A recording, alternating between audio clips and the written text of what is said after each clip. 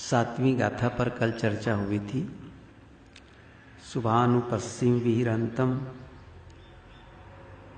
इंद्रियेषु असंवुतम भोजन्मि अमत्तुय्यम कुसितम हीनवीर्यम तम वे पसहति मारो वातो रुक्षम व दुर्बलम। अब इसके दूसरे पहलू को तथागत बुद्ध बताते हैं, दूसरे पक्ष को। अशुभानुपस्सिम विहिरंतम इंद्रियेषु सुसुंवुतम भोजन्मि च मत्तुय्यम सद्धम आरद्ध वीर्यम तम वे नपसहति मारो वातो शैलम व पब्बतम। अशुभानुपस्सिम विहिरंतम, अशुभ देखते हुए। कल बात आई थी शुभ देखते हुए। विषयों को भोग करके सुख मिलने के भाव से देख रहे हैं। आज क्या है? अशुभ, जो सब कुछ का विनाश देखते हुए विचरता है, वास्तविकता को समझता है कि नश्वर है, परिवर्तनशील है। इस परिवर्तनशील पदार्थों में स्थिर सुख संभव नहीं है। जो अनपायनी सुख की बात पहले हम लोग पढ़ रहे हैं, वो अनपायनी सुख स्थिर सत्ता से ही संभव है। जो स्वयं नश्वर हो, स्वयं परिवर्तनशील हो। हमारा शरीर परिवर्तनशील, संसार परिवर्तनशील, हम लोगों का मन भी परिवर्तनशील, सबका। अब उनसे हम ये आशा करें कि ये मिल जाए, ये पा जाएं, तो हमें स्थिर सुख मिलेगा? नहीं। इसलिए तथागत बुद्ध कहते हैं, जो सब कुछ का विनाश देखते हैं और देखते हुए जो विचरता है, इंद्रियेषु, इंद्रियों का सुसंवुतम, संयम रखता है। क्योंकि पता है उनको कि यदि मैं इन भोगों में आकर्षित हूं और भोगों में लग जाऊं तो फिर चंचलता बढ़ेगी, दुख बढ़ेगा।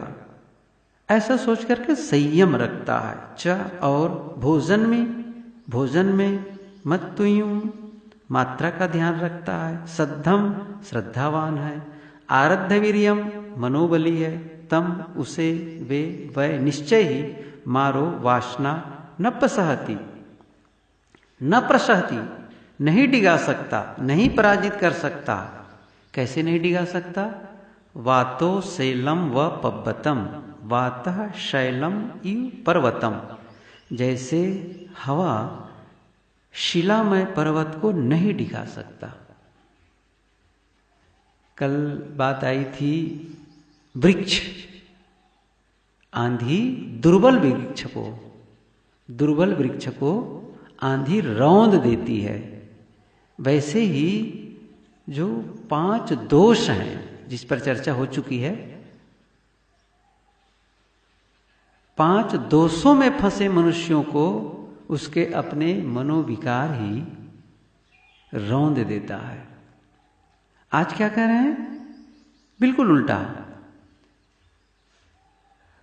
वासना उसे डिगा नहीं सकता है, उसी प्रकार डिगा नहीं सकता है जैसे हवा पर्वत को नहीं डिगा सकती। तथागत बुद्ध बिल्कुल धरातल की बात कहते हैं। किसी देवी देवता, किसी ईश्वर के आशीर्वाद से कल्याण होगा, किसी जप तप से कल्याण होगा, ऐसा नहीं है। या ईश्वर जब चाहेगा तो कोई साधक को डिगा नहीं सकता है, ऐसा नहीं है। यदि किसी साधक का पतन होता है तो क्या उस समय ईश्वर नहीं चाहता है? यहां ईश्वर का कोई प्रश्न ही नहीं है। स्वयं संसार के भोगों की सारी चमक दमक सारहीन और तुच्छ है। जैसे गृहस्थों से कहते हैं कि जो कुछ ऐश्वर्य आपका दिख रहा है ना, ये सुख देने वाला नहीं है। गुरुदेव जी लिखते हैं, गृहस्थों का ऐश्वर्य जैसे उनके लिए छलावा है, वैसे मठाधीश महंतों एवं तथाकथित जगत गुरुओं की प्रतिष्ठा और पूज्यता भी उनके लिए छलावा है। जिस रूप में जो है, छोटे रूप में है, छोटे रूप में छलावा है। यही इलाहाबाद जिला में अकौड़ा एक जगह है। जलेबी बनाने के लिए एक भगत नहीं आते नैनी से, उनके गांव में थे हम लोग। लंबा लंबा मकान, शुरू में हम लोग का निवास, गुरुदेव जी का अंदर।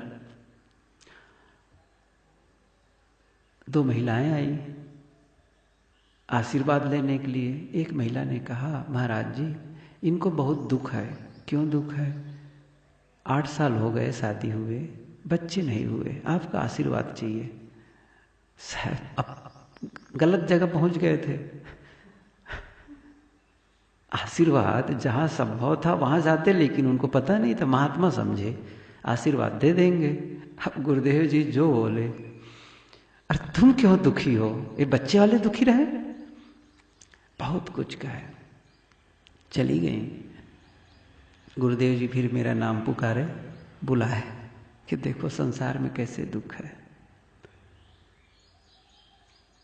ऐसा नहीं है कि साधु को दुख के कारण नहीं है, साधु के पास भी है। उसी समय आंधी में 4 दीवारी गिरी हुई थी, तो गुरुदेव जी ने कहा, देखो यहां मैं बैठा हूं इलाहाबाद आश्रम से अलग, और यहां सोचूं आश्रम में दीवार गिर गई, ये हो गया, और ये सोचने लगूं ऐसी दीवार बन जाती, ऐसा मकान बन जाता, वो हो जाता, बस यहां बैठे बैठे मैं दुखी हो जाता। दुख पाने भर की सामग्री चारों तरफ फैली हुई है। आप चाहें तो दुखी हो सकते हैं, दुख एक विकल्प है, आप सुखी भी हो सकते हैं। तो जब हम ये मानते हैं कि दूसरों को उपदेश करते हैं, जब ये चीजें नश्वर है, क्षणभंगुर है, विषय भोग तुच्छ हैं, तो जिनके प्रति हम आकर्षित हैं ऊंचे पद के लिए और बड़े मठ के लिए, या मान बड़ाई पूजापा गुरुआई, तो वह भी हमें छलने वाला है। इंद्रिय मन से प्रतीतमान सारे ऐश्वर्य परिवर्तनशील, क्षणभंगुर तथा छूटने वाले हैं। यदि उनमें राग किया गया तो मानसिक पीड़ा के कारण बनेंगे। यहां पर इस गाथा में जो 2 बहुत ही महत्वपूर्ण बात बताई गई है, क्या है अंतिम में? श्रद्धम आरब्ध वीर्यम, श्रद्धम आरब्ध वीर्यम। कल ही मैंने बताया था कि शुरू में मन के विषय में तथागत बुद्ध कहते हैं कि मन क्या है, मन का प्रभाव क्या है हमारे जीवन में, वह फिर जो उससे मनोविकार होते हैं, द्वेष, वैर, शत्रुता का भाव, ये किस प्रकार हमारा नुकसान करते हैं। फिर आगे ये विकार आते कैसे हैं। 5 कारण बताए कि जो भोजन में संयम नहीं रखता है और आलसी है, सुख लाभ देखते हुए घूमता है, हीन वीर्य है, ऐसे 5 कारण। आज क्या बता रहे हैं, आप इन विकारों से कैसे पार जाएंगे, और उसके लिए क्या रास्ता बताते हैं? श्रद्धम आरब्ध वीर्यम, श्रद्धम आरब्ध वीर्यम, परम शांति रूपी मोक्ष की प्राप्ति में हम सब क्या चाहते हैं? हम सब यही तो चाहते हैं। किसी भी क्षेत्र में कोई सफल होना चाहता है, लेकिन उस सफलता को पा करके अंदर से वह अशांत नहीं होना चाहता है, दुखी नहीं होना चाहता है। उस सफलता के बाद भी क्या चाहता है? मैं शांत हो जाऊं, दुख मुक्त हो जाऊं। ऐसे ही साधक का एक ही उद्देश्य है, मैं शांत और दुख मुक्त हो जाऊं, मोक्ष की प्राप्ति कर लूं। ये भाव है। तथागत बुद्ध कहते हैं कैसे? श्रद्धा। श्रद्धा किनके प्रति? जो इस पथ के प्रदर्शक हैं, जो उस पथ पर चल रहे हैं और हमें दिशा निर्देश कर रहे हैं, ऐसे संतों और गुरुओं के प्रति क्या होनी चाहिए? श्रद्धा होनी चाहिए। कल्याण के लिए जितने आंगोपांग हैं उनके प्रति श्रद्धा, स्वाध्याय के प्रति श्रद्धा, साधना के प्रति श्रद्धा, सद्गुरु संतों के प्रति श्रद्धा, सेवा के प्रति श्रद्धा, जो भी उसके लिए सहयोगी हैं उनके प्रति श्रद्धा का भाव। विराट के प्रति यदि हमारे मन में समर्पण होगा तो विराट का अनुभव होगा, और तुच्छ के प्रति समर्पण होगा तो तुच्छ की उपलब्धि होगी, और वह तुच्छ हमसे छूट जाएगा। और जिस विराट के प्रति समर्पण होगा और वो कहीं हम उपलब्ध हो गए, वो कभी नहीं छूटने वाला है। तो वर्तमान जीवन से हम एक नई सृष्टि की रचना करना चाहते हैं, नए जीवन का अनुभव करना चाहते हैं, तो नई सृष्टि के लिए नई दृष्टि के प्रति समर्पण, नई सृष्टि के लिए नई दृष्टि का समर्पण। अकबर एक बार तानसेन से कहा कि तुम्हारे गुरु के द्वारा संगीत सुनना चाहता हूं। तानसेन ने कहा यह संभव ही नहीं है, आप उनको बुलाएंगे वो नहीं आएंगे, आप उनको गाने को कहेंगे नहीं गाएंगे। अकबर की जिज्ञासा और बढ़ गई, क्या करूं? एक युक्ति सूझी, वेश बदल लिए। तानसेन से कहे चलो। आगरा के थे, वो गए वृंदावन में, उनके गुरु रहते थे, शायद नाम हरिदास था। तो ये अपना राजशाही पोशाक नहीं पहने थे, सामान्य। तानसेन गए अपने गुरु के यहाँ। एक झोपड़ी थी, छोटा सा आश्रम कुटिया थी, गुरुजी अंदर थे। तानसेन गए, अकबर भी गए, और तानसेन ने गाना शुरू किया, और जानबूझ करके गलत गाना शुरू किया, जानबूझ करके गलत गाना शुरू किया। अब गुरु बैठे हों, कोई भी जानकार गलती देख करके वो सहन नहीं करता है। गुरु ने कहा क्या गाते हो, लाओ तंबूरा मुझे। चाहते ही थे, क्योंकि उनको गाइए ऐसा कहा कर तो गवाया नहीं जा सकता था। उन्होंने क्या किया, गलत गाया। तानसेन और उनके गुरु ने क्या कहा, क्या गा रहे हो, चुप रहो, लाओ इधर। अब जब उसने संगीत छेड़ा और जब उसने गाया, अकबर ने कहा आज तो मेरा जीवन धन्य हो गया। बातें पूरी हुई, लौट के आए। कुछ दिनों के बाद तानसेन से कहते हैं अकबर, तानसेन अब आपके संगीत से, आपके गीत से बड़ा संतोष नहीं होता, फीका लगता है, फीका सा लगता है। क्यों? जब से आपके गुरु का संगीत सुना हूं, तब से आपके ये संगीत मुझे बड़ा फीका सा लगता है। तानसेन ने कहा हुजूर, मैं गाता हूं दिल्ली के बादशाह, शायद दिल्ली में ही थे, मैं आगरा कहा था, वो गलत था।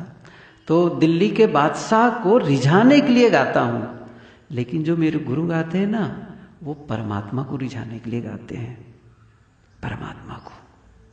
उनकी बात ही अलग है। विराट के प्रति समर्पण होगा तो विराट की उपलब्धि होगी। कितनी बड़ी बात है। हम क्या चाह रहे हैं? मोक्ष, परम शांति। क्या उसके प्रति समर्पण है?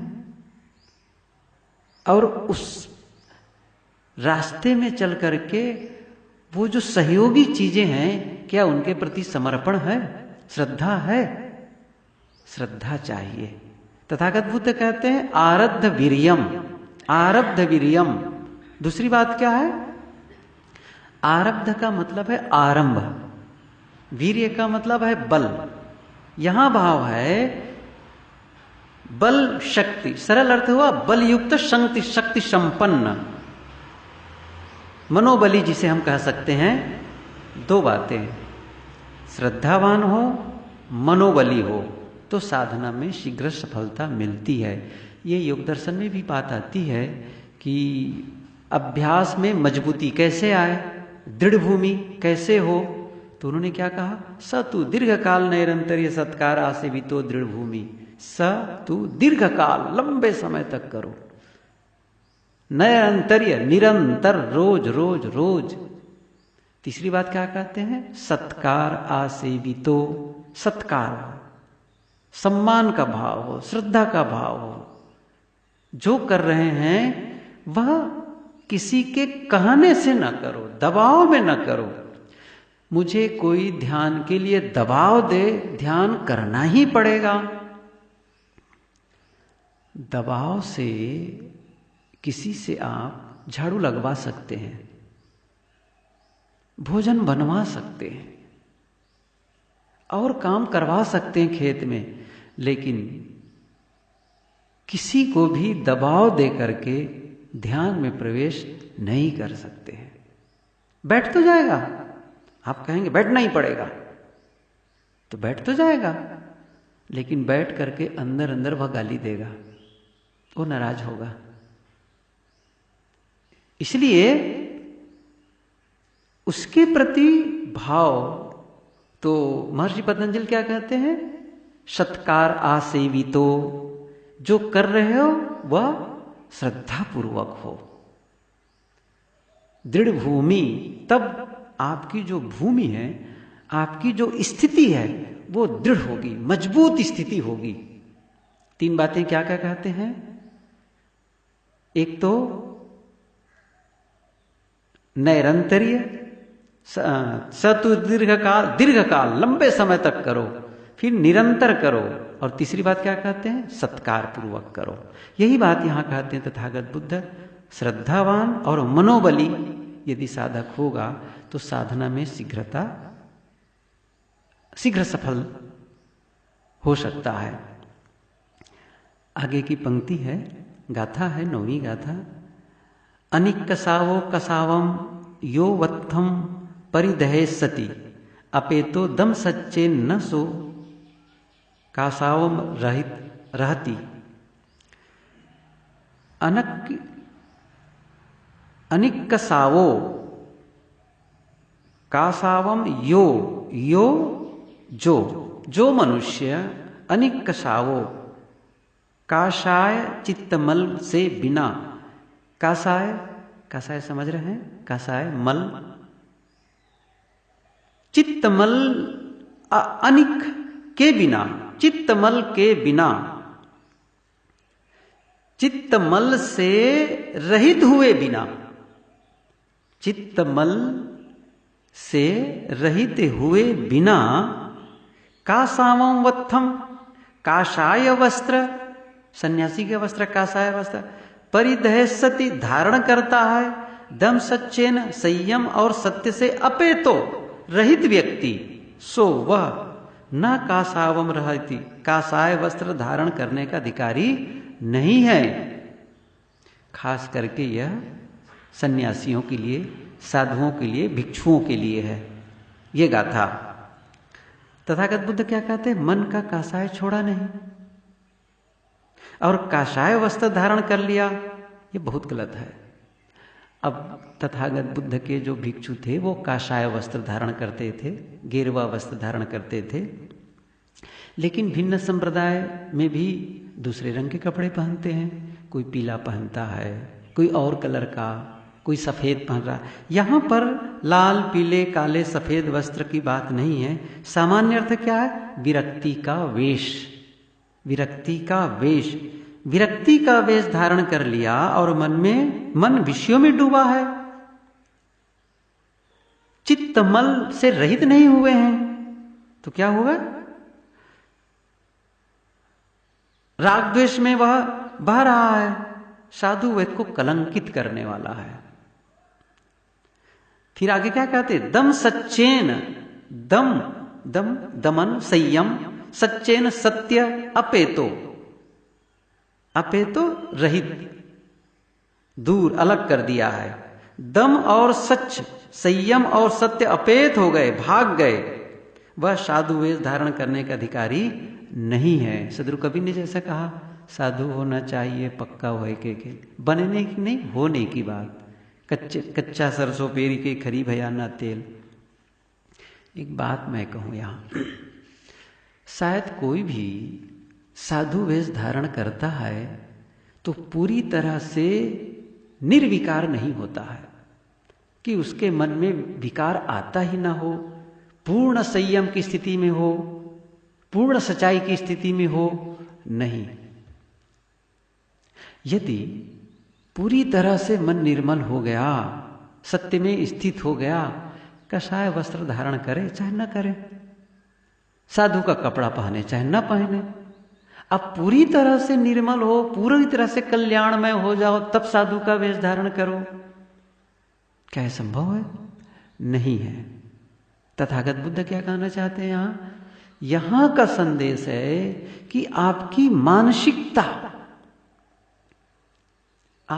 हम सभी जो साधु का कपड़ा पहने हैं, तो जब हम पहने हैं तो बहुत सारी बातों से वैसे भी अनभिज्ञ थे, नहीं जानते थे, और साधना की गहराई में तो थे ही नहीं। आज जो स्थिति है उस समय तो बिल्कुल नहीं थी। तो क्या हुआ? बात यह है कि हम यह धारण करके एक संकल्प लेते हैं, एक निर्णय लेते हैं, क्या मुझे इस पथ पर चलना है, रोज चलना है, यही काम करना है, जहां गलती हुई फिर सुधार करना है, फिर सुधार करना है। एक चीज मैं बताऊं, जीवन और जीवन के विभिन्न कार्यों में सफलता का जो मूल कारण है वो क्या है? जीवन की सफलता, जीवन के विभिन्न क्षेत्रों में जो कार्य हैं उसकी सफलता का मूल कारण क्या है? इस बात को तय करने के लिए हजारों सफल लोगों का इंटरव्यू लिया गया, पूछा गया कि सफलता कैसे पाए, तो वे सब क्या कहते हैं? बुद्धि के महत्व का बार बार उन्होंने जिक्र किया। लेकिन जब जो रिसर्च करने वाले शोधकर्ताओं ने बुद्धि की परिभाषा पर जोर डाला, बुद्धि से क्या तात्पर्य है आपका, क्या तात्पर्य है, तो उन्होंने एक दिलचस्प बात कही। वो जवाब क्या निकला? बुद्धि को ऊंचे आईक्यू इंटेलिजेंट क्वोशेंट, जो हमारी बुद्धि को नापने की एक क्षमता, एक सिस्टम है, आईक्यू, और स्कूल में अच्छे ग्रेड के रूप में परिभाषित नहीं किया गया बुद्धि को। इसके बजाय बुद्धि को अमूमन काम करने के तरीके के रूप में परिभाषित किया गया। काम करने का तरीका क्या है? दूसरे शब्दों में इसको हम कहें तो क्या कहें? अगर आप बुद्धिमत्तापूर्ण ढंग से काम करते हैं तो आप बुद्धिमान हैं। अगर आप मूर्खतापूर्ण ढंग से काम करते हैं तो आप मूर्ख हैं। भले ही आप कैसे भी ग्रेड पाए हों या आपके पास में ढेर सारी डिग्रियां हों, इसका कोई मूल्य नहीं है। अब परिभाषा के अनुसार एक काम करने का बुद्धिमत्तापूर्ण तरीका क्या है? क्या बुद्धिमत्तापूर्ण कार्य करते हो तो बुद्धिमान हो, मूर्खतापूर्ण तरीके से काम करते तो मूर्ख हो। तो बुद्धिमत्तापूर्ण काम करने का तरीका क्या है? काम करने का बुद्धिमत्तापूर्ण तरीका यह है कि आपके काम, आपके निर्धारित लक्ष्य, जो हमने लक्ष्य निर्धारण किया है, उस लक्ष्य को हासिल करने के तालमेल में हो। जो भी हम काम करते हैं वो किस में हो? लक्ष्य को पाने की दिशा में हो। हर काम, जब आप कोई भी काम करते हो, हर बार जब आप कोई भी काम करते हैं जो आपको अपेक्षित लक्ष्य के करीब पहुंचाता है, कोई भी काम हम करते हैं, लेकिन वह काम हमको लक्ष्य की ओर ढकेल रहा है, लक्ष्य से और नजदीक पहुंचा रहा है, तो क्या है? यह बुद्धिमत्तापूर्ण ढंग है। हम पढ़ते हैं, जिस विषय को पढ़ते हैं, क्या वो लक्ष्य की ओर बढ़ा रहा है? जो मैं काम करता हूं, क्या वो लक्ष्य की ओर है? लोगों से बात करता हूं, क्या वो लक्ष्य की ओर है? जो मैं खाता हूं, क्या वो मेरे लक्ष्य में सहयोगी है? ऐसा तो नहीं है कि मैं गलत भोजन कर लिया हूं और फिर मेरा मन चंचल हो। हर गतिविधि में, हर क्रियाकलाप में देखना है, जो कुछ मैं सोच रहा हूं, जो मैं बोल रहा हूं, जो मैं कर रहा हूं, क्या वह लक्ष्य की दिशा में पहुंचाने वाले कार्य हैं? और ऐसा हम कर रहे हैं तो क्या है? ये बुद्धिमत्तापूर्ण ढंग से कार्य करना है। इसके विपरीत क्या है? दूसरी तरफ काम करने का गैर बुद्धिमत्तापूर्ण तरीका वे काम करना है जो आपको अपने लक्ष्यों की दिशा में नहीं बढ़ा रहे हों। और उससे भी बुरी बात क्या है? लक्ष्यों से दूर पहुंचा रहा हो। तीन बातें। एक क्या है? लक्ष्य की ओर ले जाने वाले कार्य। दूसरा क्या है? लक्ष्य की ओर न ले जाने वाले कार्य। तीसरी बात क्या है? लक्ष्य से दूर ले जाने वाले कार्य। बिल्कुल अलग, दूर ले जाने वाले कार्य। साफ कहा जाए तो अपने निर्धारित लक्ष्य तक पहुंचने में मदद न करने वाला हर कार्य मूर्खतापूर्ण है। और उससे भी बड़ी बात क्या है? हमें एहसास ही नहीं होता है कि हम गलत रास्ते पर हैं। गलत रास्ते पर हैं, पता ही नहीं चलता है। तथागत बुद्ध कहते हैं, साधु का वेश धारण करने से क्या हुआ? लक्ष्य की ओर नहीं बढ़ रहे हो, क्या मतलब निकलता है? बल्कि भोगों के प्रति आकर्षित हो, संयम नहीं है, सत्य नहीं है,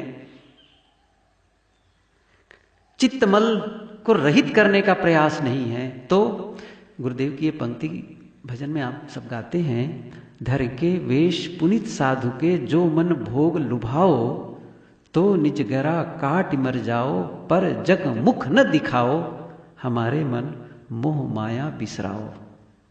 ये गुरुदेव जी की पंक्ति भजनावली में। हे मेरे मन, मोह माया को छोड़ दो, साधु का वेश धारण करके, धर के वेश पुनित साधु के, जो मन भोग लुभाओ, तो निज गला काट मर जाओ, पर जग मुख न दिखाओ। इतने जोरों से बात साहब कहते हैं। तथागत बुद्ध यही बात कहते हैं कि जो कसायों को हटाए बिना काषाय वस्त्र धारण करता है, साधु का वेश लेता है, वह संयम और सत्य से रहित व्यक्ति काषाय वस्त्र धारण करने का अधिकारी नहीं है। कौन है? यो च वंत कासवस शीलेषु सुसमाहितो उपेतो दम सच्चेन सवे कासावम रहित। जिसने काषायों का वमन कर दिया। वंत कषावस, काषाय का वमन, वंत वांतम वांत वमन। पहली भाषा संस्कृत में क्या कहते हैं? वमन।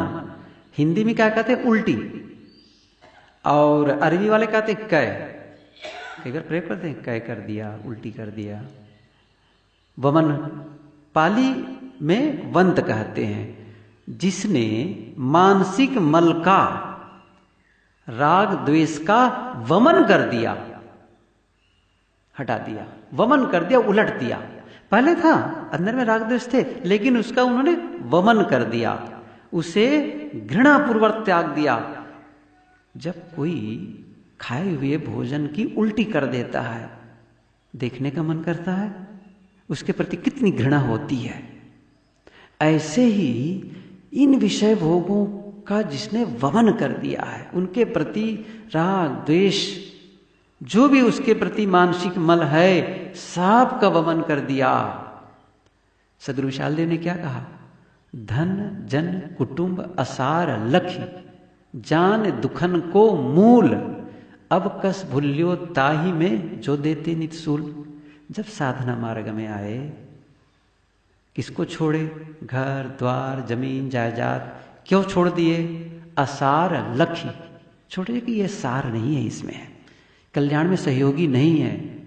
अब साहब क्या कहते हैं? अब कस भूल्यो ताही में, फिर से उधर आकर्षित हो रहे हो, फिर से जो वो मन किए हो उसकी ओर फिर जा रहे हो।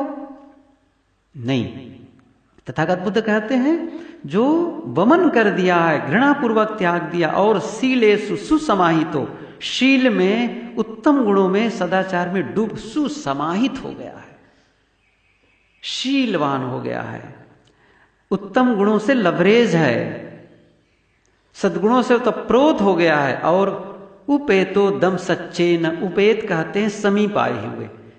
पिछली बात हम क्या पढ़े थे? अपेत, अपेत माने दूर चला गया, उपेत माने समीप आ गया।